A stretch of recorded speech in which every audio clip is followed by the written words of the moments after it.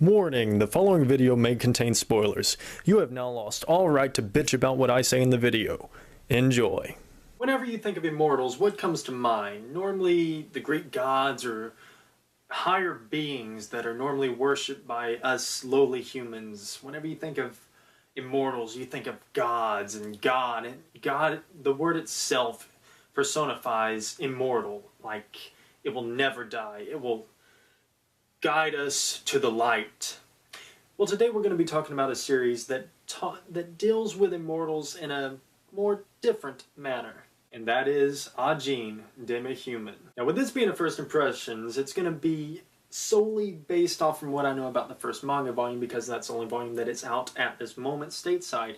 So that's all I've read and all I'm going to be talking about. So some of this may or may not be true later on down the line once we learn more about the story, as far as immortals actually being immortal and not being able to be killed. The story starts and revolves around a boy named K, who is seemingly human. He goes to school. No one knows anything else. He's just human, alright? Until one day he gets taken out by a truck.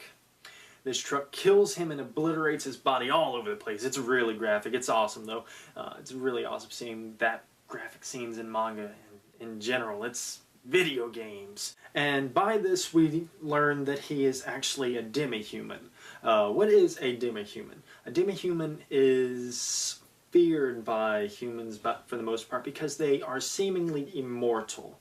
And there is also different forms of demi-humans. From what I gathered from the first manga volume, there is the demi-humans that just won't die, and then there's the abnormals, I believe is the term they use for them.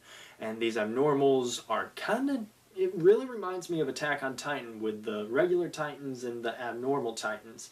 So in that aspect, this is kind of similar, and you also have these abnormals that fight. Near the end of the first volume, these two abnormals get together and they fight, and it really reminded me quite a bit of Attack on Titan in that aspect. So that was pretty cool in itself. So anyway, I got off topic. K is a normal human, or seemingly normal human to his friends and family around him. He was born human, though by some means, the demi-human, we learned that it came out of him, and that's what it manifests outside of him. And these demi-humans divide themselves, and that's how they not die. Part of them dies, but the other reforms, and it's just really weird and not really explained upon that much in the first volume. You don't really understand how they came about. Are they aliens? Are they experiments? You really just don't get a lot from the first volume as to the backstory, which is pretty normal for volume 1. It just raises a lot of questions to draw you in, and then it reveals itself through the rest of the series. And it's really cool. I really love the way this manga did that, and it's just great. I really don't have any downsides with this manga volume or this manga series so far. I can't wait to read more of it. It's really good so far, with the whole demi-humans and the regular humans fearing them and wanting to capture them and experiment on them and see if they really are immortal. It's just a really graphic manga, and you have other characters like Kai, which is his childhood friend, Kay's childhood friend, and he helps him escape even though they grew apart over time. And it's just really weird, because you begin to think that Kai may be a demi-human himself, even though later on, like, it starts off you thinking Kai is the demi-human, and then Kay turns out to really be a demi-human, and Kai, you learn, it really doesn't look like he's a demi-human, though he could be, I guess. And you have Kay's regular family, which absolutely hates him now. His mother stops calling him son. It's just really weird how all this comes about, how I believe it falls short in a little bit on that aspect. I'd like to see more of the backstory on why humans hate demi-humans and what differentiates them from regular humans, other than the fact that they're immortal. I want to talk a little more about their powers and what makes them different from humans, other than the fact of being immortal. Well, we learn that their voice, they can produce this high-pitched or different frequency voice that immobilizes humans and everyone around them. And this is because it's an intimidation technique, I guess, is the way to put it, is how they explain it in the manga. they can let out this voice. But on top of that, they have this really awesome ability. As I said, the being that manifests outside of them, they can control that to fight. Like I said, near the end of the manga volume, you have two of these abnormal Demi-Humans, and they fight, and it's really kind of like Attack on Titan in a way, but it's also like JoJo's Bizarre Adventure with stands. They use these beings that they manifest outside of themselves to fight, and it's really, really cool. It really makes you think of stands. We don't know if they really have particular powers about them or anything yet, so can't really say it's exactly like a stand, how each stand has its own power, but they can manifest these things outside of them and fight, and it's really, really cool. And each of them has like a weakness in a certain part of their body, and unless you destroy this part of their body, they will keep reforming and reforming. It's really, really cool. It's just really a fun read, and it's very graphic, so no younger people should really read this series.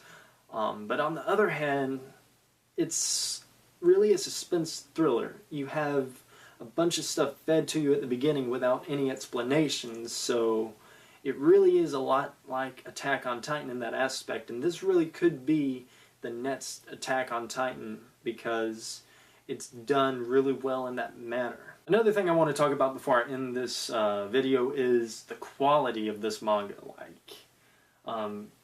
The more modern manga are pretty much garbage. Like, you can pick up even the Viz Media, which Viz Media had really good quality manga, but now the pages are really poor and the front and back covers are really thin and flimsy.